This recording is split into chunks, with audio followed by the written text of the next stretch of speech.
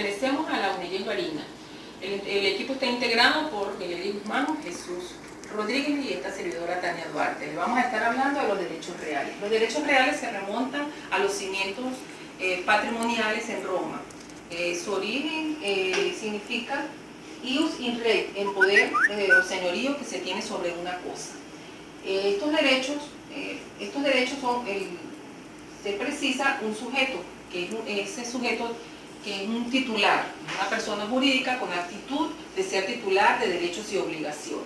Y un objeto, cosas, bienes susceptibles de titularidad, es decir, distintas cosas para obtener los derechos. Y un sujeto pasivo, que es la sociedad, la titularidad, que debe respetar la titularidad jurídica.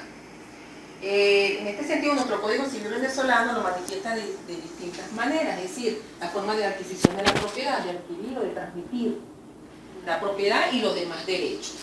Es un derecho absoluto de contenido patrimonial o es un derecho limitado de la cosa. El concepto de derecho real se consigue en la doctrina.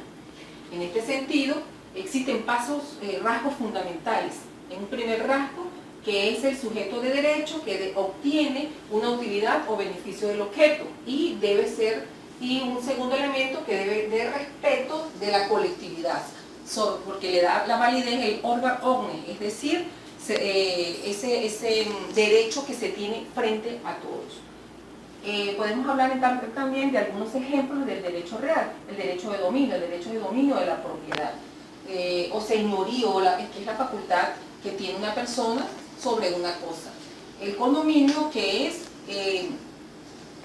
los varios propietarios de un inmueble con un bienestar común. Por otro lado, el usufructo, que es una porción de ese dominio de derecho real de disfrute de bienes ajenos. En este caso tenemos a un propietario de una finca que le traspasa esa finca a sus hijos y él conserva el usufructo, es decir, mientras viva.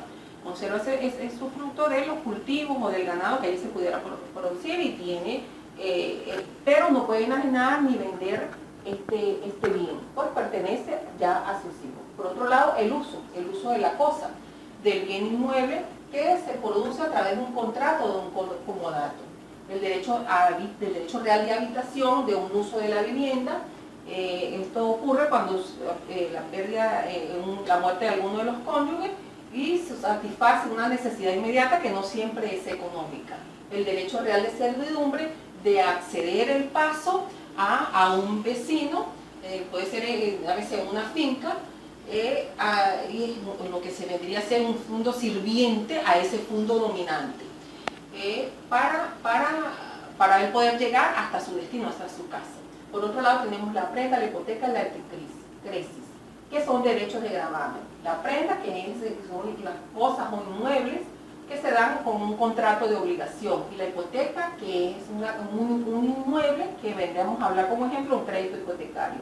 La antecresis, que es cuando un acreedor recibe del deudor un inmueble como forma de pago. Existen teorías, la clásica, la obligacionista y la armónica. La clásica, que es el derecho real, la relación directa entre la persona y la cosa, y la obligacionista, que es ese sujeto pasivo universal.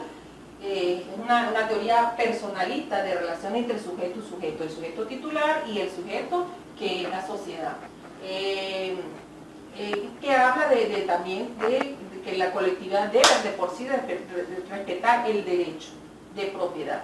Y surge una tercera teoría en intermedio de las dos, que es la armónica, que fija dos elementos, unos elementos constitutivos, un elemento estático, que es la relación del sujeto con la cosa como ese poder autónomo. Y el otro, el elemento dinámico, que es la obligación de respeto de los terceros, válido ante los órganos jurisdiccionales a la hora de colocar alguna demanda. En conclusión, existen tres grandes grupos para lo que son los derechos reales. Podríamos decir que son los derechos principales de propiedad y posesión, el derecho de mejoramiento, que vendría a ser el usufructo, el uso, la habitación y la servidumbre. Y el derecho de gravamen, que sería, estaremos hablando de la prenda, la hipoteca y la antecresis.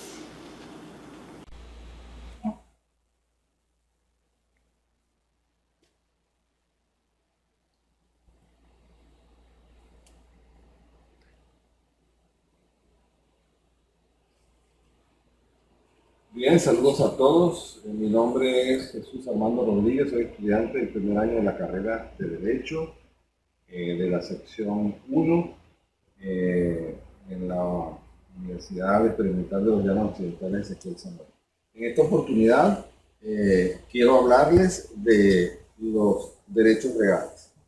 Sabemos que el hombre siempre en su búsqueda por mejorar su calidad de vida ha tratado de incorporar a su patrimonio todo aquello que es susceptible de valoración económica y siempre ha ido en búsqueda de esa meta a través de los derechos que la ley le confiere. Y precisamente de eso queremos hablar. Precisamente de eso se trata la ley que regula todo en cuanto a lo que son los derechos reales. Decimos que un derecho real es un derecho absoluto. Y decimos que es absoluto porque la ley lo faculta al hombre para que ese derecho que tiene sobre una cosa tenga principios de legalidad en cualquier lugar, ya sea que sea movible a otra condición, a otro estado, pero nunca le va a afectar el derecho real o el derecho de propiedad que tiene sobre una cosa. También decimos que el derecho real es de contenido patrimonial precisamente por lo que acabo de decirles, porque el hombre incorpora a su patrimonio todo aquello que es susceptible de valoración económica. También podemos decir, como lo dice el punto número 3, que los derechos reales es un vínculo entre una persona y una cosa. O sea, para que nazca este principio de derecho real o de legalidad, tiene que nacer un vínculo entre un hombre o una persona y una cosa. Cuando el hombre incorpora esa cosa a su patrimonio, pasa de ser cosa a ser un bien mueble o un bien inmueble y adquiere valor para efectos del patrimonio de esta persona. También decimos que es una relación inmediata. O sea, no se necesita de la participación de nada ni de nadie o de terceras personas para que el hombre le dé la titularidad de derecho sobre esa propiedad, porque solo cuando cumple lo que la ley estima, cuando la ley regula esto y el hombre cumple con esos requisitos, es de inmediato lo que incorpora el hombre a su patrimonio. También decimos que es erga omnes, es decir, que es oponible ante todos. Nadie puede hacer oposición a lo que la ley estima sobre el derecho real o sobre el derecho de propiedad que tenga una persona sobre una cosa que pasa a ser un bien mueble o un bien inmueble. Y también decimos que se rige por el principio de legalidad, porque basta con que la ley estime lo que esa persona está considerando como parte de su patrimonio, y si está contemplado dentro de la ley, pues entonces es un derecho real. Es decir, que el hombre no puede considerarse dueño de nada que esté fuera de la ley. No puede apropiarse ni considerarse dueño de nada que esté violando lo que está estipulado o está considerado en la norma jurídica, como es la Constitución y como es el Código Civil en nuestro país. Bien, y continuamos entonces con el tema de los derechos reales. Y ya habiendo tratado anteriormente con relación a las características de los derechos reales, pues ahora me corresponde explicarles con relación a dos modalidades que se desprenden del concepto de los derechos reales. Tenemos los derechos reales sobre la cosa ajena y tenemos los derechos reales sobre la cosa propia. Es decir, que si hablamos de la propiedad en sí, vemos que la ley nos permite entender que de allí se desprenden también dos clasificaciones, que son en la clasificación de la cosa ajena se desprenden la capacidad o los derechos reales de la capacidad de goce y de disfrute, y los derechos reales con relación a las garantías. Es decir, que ya analizando el concepto de derecho real y comprendiendo que surge esta figura cuando hablamos de una relación entre una persona y una cosa, ahora con estas dos modalidades, donde analizamos lo que es el derecho real de la cosa ajena, podemos comprender fácilmente que ahora no es entre una persona y una cosa, sino entre dos personas.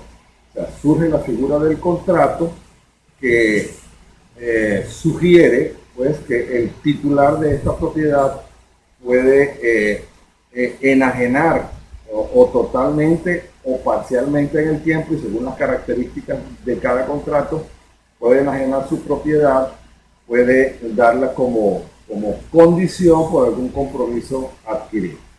Es decir, que los derechos reales sobre la cosa ajena los podemos dividir en 5 partes.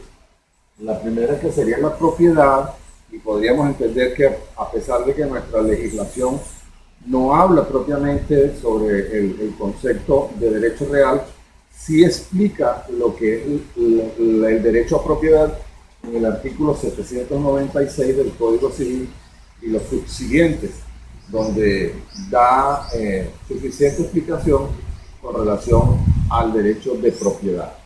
También tenemos el usufructo, el uso, la habitación y la servidumbre.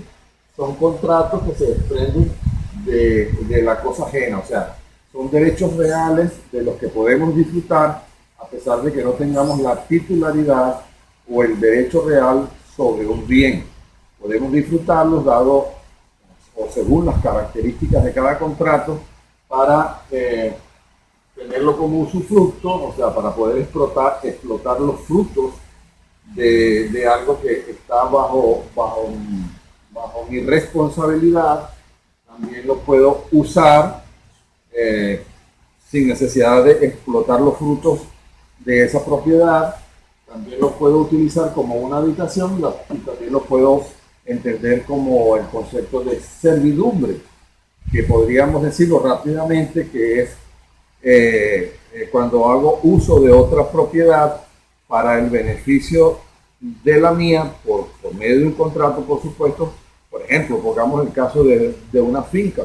Para poder acceder a una granja o una finca, tengo que atravesar otra propiedad obligatoriamente, porque no hay ninguna forma de llegar a ella, o el otro medio que existe es muy intrincado para accesar a esa propiedad. Entonces surge el contrato de servidumbre.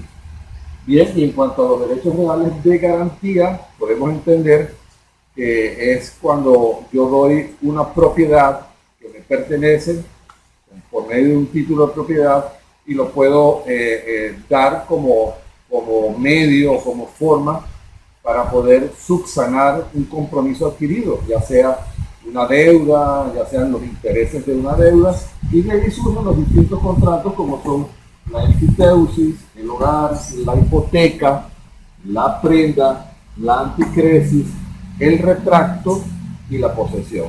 Todos estos son figuras jurídicas, son elementos o normas que establece la ley para proteger tanto al acreedor como al deudor, para que el derecho real que está en medio o en esa relación entre esas dos personas no sufra las consecuencias, sino que esté protegido y ambas partes también se protejan por medio del contenido de determinado contrato. Por ejemplo, en el caso de la enfiteusis, es un derecho real inmobiliario. Tiene que ser inmobiliario porque es un bien inmueble. Porque cuando es un bien mueble, en este caso, pues pasaría a formar parte de la hipoteca. Pero como es un bien inmueble, es un derecho real inmobiliario.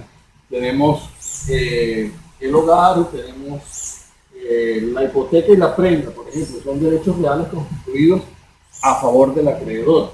Estas dos figuras, la hipoteca y la prenda, son bienes muebles. La diferencia entre ellos es que en el caso de la hipoteca, el bien está en manos del deudor, y en el caso de la prenda, el bien está en manos del acreedor hasta tanto su deuda no sea cancelada. En el caso de la anticresis, pues también se desprende el concepto de que el bien es utilizado para subsanar o lo va a manejar o a explotar el acreedor para subsanar sus acreencias, es decir, o los intereses por una deuda y lo pone en uso y el concepto de explotación de ese bien lo utiliza para amortiguar tanto los intereses como el capital que se da deuda hasta el momento en que quede totalmente cancelada la deuda y este bien le es reintegrado en las mismas condiciones en que lo recibió a su titular.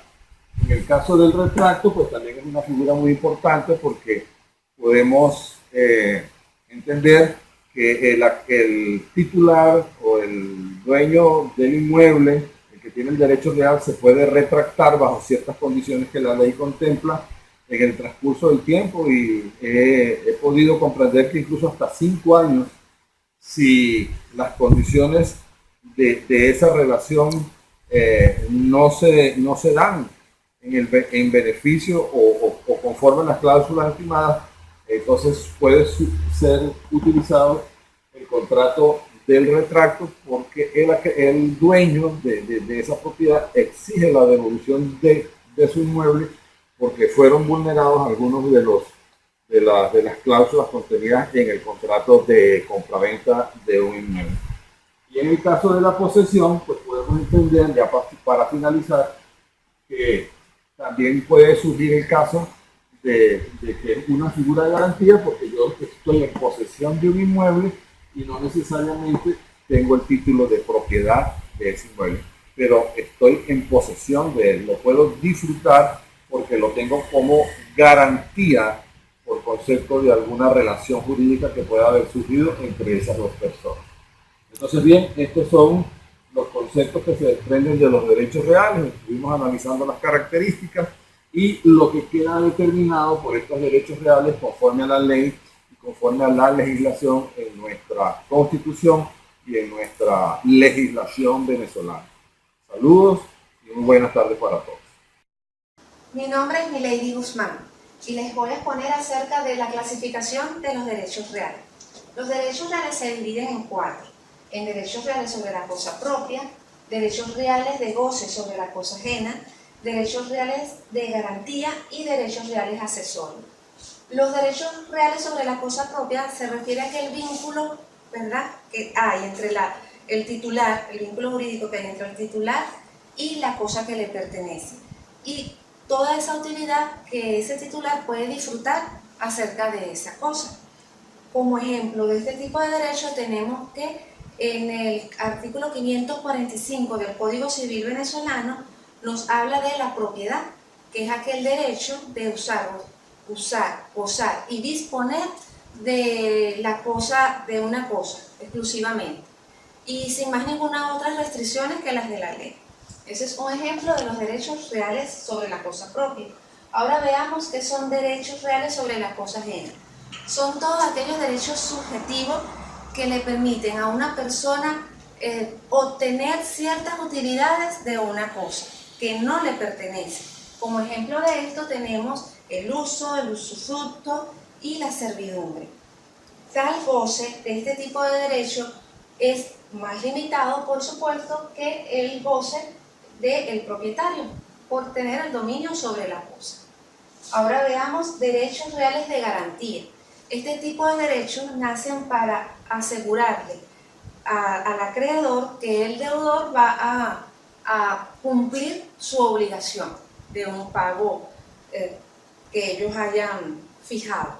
Entonces, como ejemplo de este tipo de derechos de garantía tenemos lo que es la prenda para los muebles y la hipoteca para los inmuebles. Cuando el objeto de garantía se va a expropiar para poder el acreedor obtener el pago de esa obligación, él también va a tener el derecho de preferencia sobre el valor de dicho objeto. Y los derechos reales accesorios también cumplen la misma función de los derechos de garantía, pero no solo está la prenda, la hipoteca, sino que también está el anticresis. Ahora veamos lo que es caracteres o atributos de los derechos reales. Bueno, primero que todo, el derecho real implica un señorío absoluto sobre la cosa. Y esto viene dado por la norma jurídica que así se lo concede. En segundo lugar, tenemos que el derecho real crea el ius in re, que es derecho sobre la cosa. También tenemos que el derecho real es directo, ya que no requiere el consentimiento de otro sujeto de derecho. También tenemos que, como característica, posee la oponibilidad erga omnes. Esto significa que otra persona, cualquier persona, debe respetar y no perturbar el ejercicio de mi derecho como titular de esa cosa. También los derechos reales suponen una relación persona-cosa y contiene dos atributos, los derechos reales, muy característicos de este tipo de derecho, que es el atributo de la persecución y la preferencia. La persecución me va a permitir a mí identificar en manos de quién está ese bien. Y la preferencia significa que mi derecho real va a tener preferencia sobre cualquier otro tipo de derecho. Es como una especie de garantía reforzada. Diferencias entre derechos reales y derechos de crédito. Bueno, primero recordemos lo que son derechos reales, que son aquellos que le conceden al titular un poder directo e inmediato sobre la cosa. Y los derechos de crédito son aquellos que se pueden dar en una relación mínimo entre dos personas, en donde el acreedor tiene la facultad de exigirle al deudor el pago, el cumplimiento de una prestación, un hecho negativo o positivo.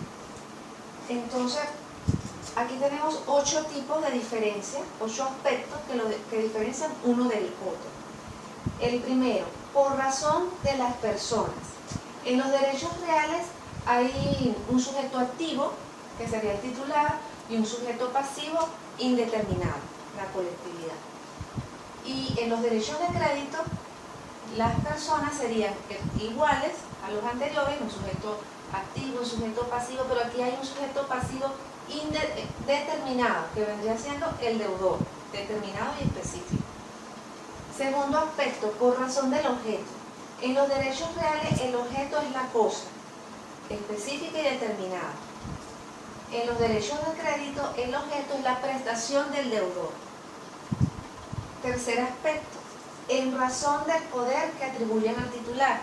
En los derechos reales, este poder es sobre la cosa, del titular sobre la cosa. Y en los derechos de crédito, este poder es el que tiene el acreedor sobre el deudor, las acciones que él pudiera tomar. Cuarto aspecto, por razón de su eficacia. El ejercicio de la eficacia en los derechos reales se da con el aspecto que ya explicamos, erga omnes, ¿verdad? Que todos los demás deben respetar el derecho del titular. En cambio, en los derechos de crédito, esta eficacia viene dada por aquel, tenemos un deudor y un acreedor. Entonces, el ejercicio de que el deudor debe pagar, debe cumplir la prestación como parte de la relación, y el sujeto activo vendría siendo el sujeto pasivo, y el sujeto activo vendría siendo el acreedor, que puede exigir su derecho. El quinto aspecto, por la importancia que la ley y la voluntad tienen en su creación. En los derechos reales, ellos responden a un número de cláusulas. Eso significa que ellos dependen del ordenamiento jurídico que las crea. Ellos deben estar apegados, y es lo que origina el derecho real. En los derechos de crédito, ellos se rigen por la autonomía de la voluntad. De hecho, existen tantas obligaciones como figuras jurídicas se puedan imaginar. Por razón del origen. En los derechos reales se originan por un título. Si es un mueble, por ejemplo, el título del carro que tenga una persona, si es un inmueble, el título de la casa, eso origina el derecho real. Y en los derechos de crédito, el origen viene dado por lo que sería un contrato o los delitos.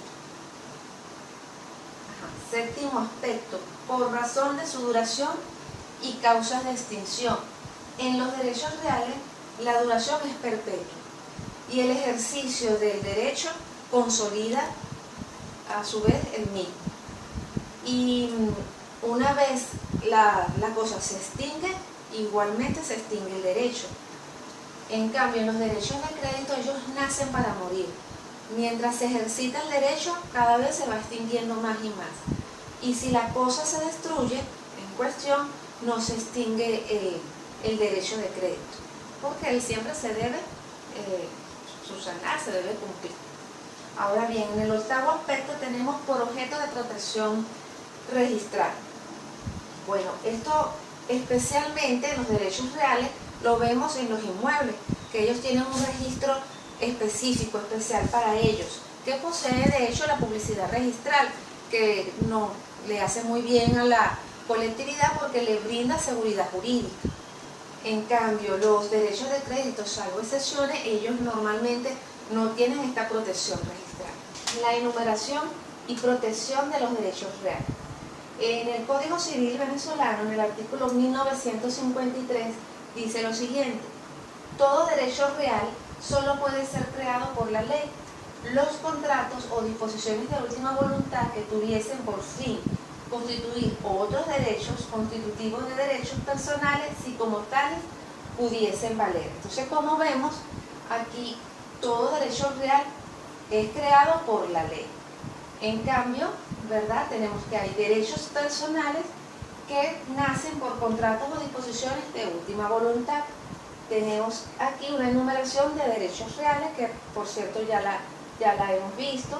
Aquí tenemos, nos nombran el dominio, el condominio, el usufructo, el uso, la habitación, las servidumbres prediales, la prenda y la hipoteca.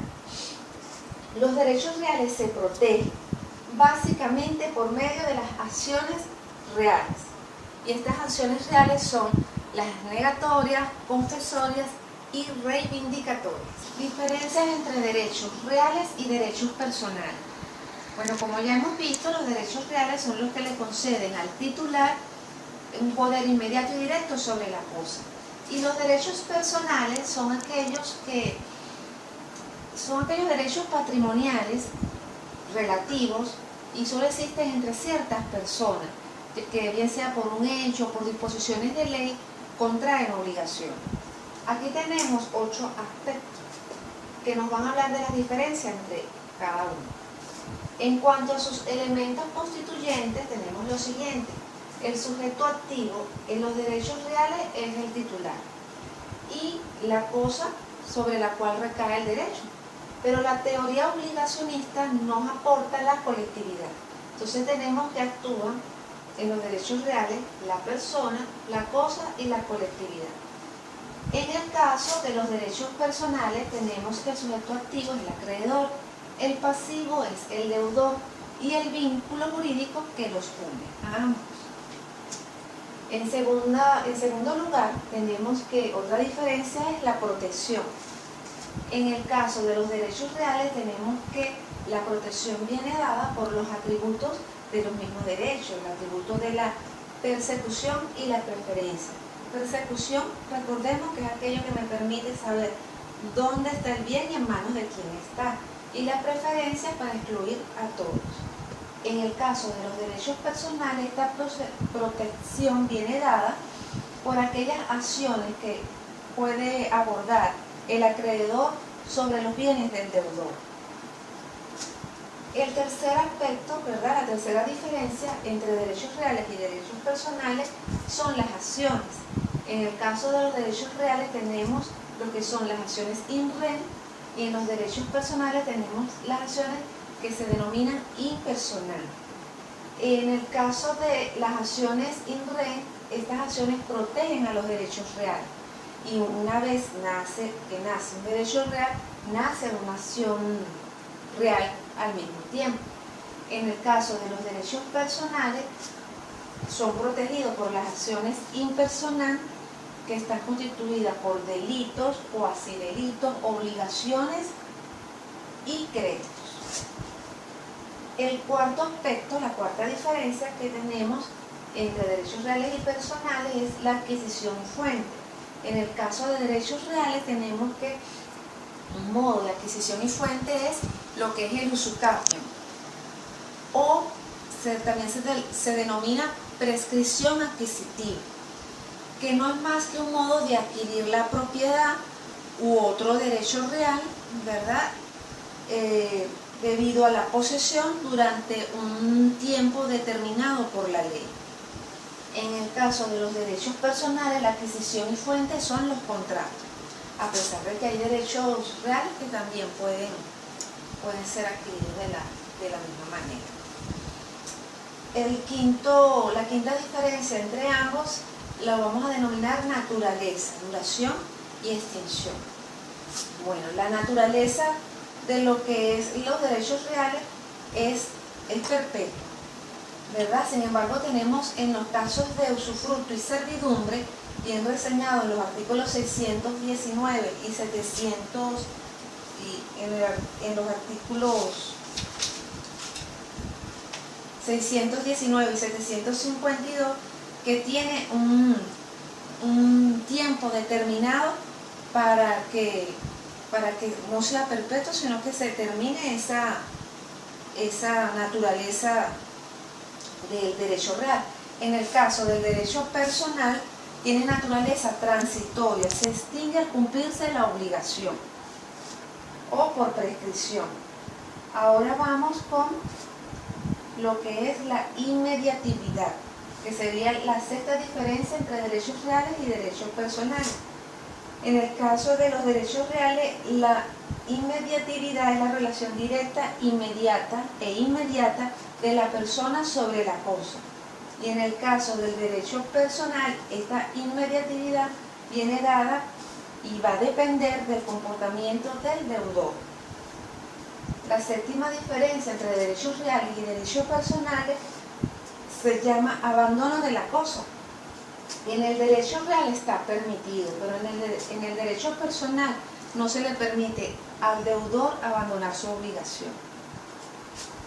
El octavo y última diferencia entre estos derechos, tenemos que está la oponibilidad, que en el derecho real es absoluta y en el derecho personal es particular. ¿Por qué en el derecho real es absoluta? Porque es oponible a todos, lo que ya hemos definido como erga omnes. Y en el caso de derechos personales es particular porque es solo oponible al deudor. Entonces, bueno, ya para finalizar quisiera aportar que podemos hacer como una especie de línea en el tiempo, a manera comparativa o de referencia, en lo que fue los comienzos, por ejemplo, del derecho personal, en donde tenemos que la acepción que nos habla el derecho romano era que para hacer cumplir al deudor como una especie de sanción, utilizaban lo que era la mutilación de los miembros, incluso hasta con su propia muerte podían pagar una obligación al acreedor.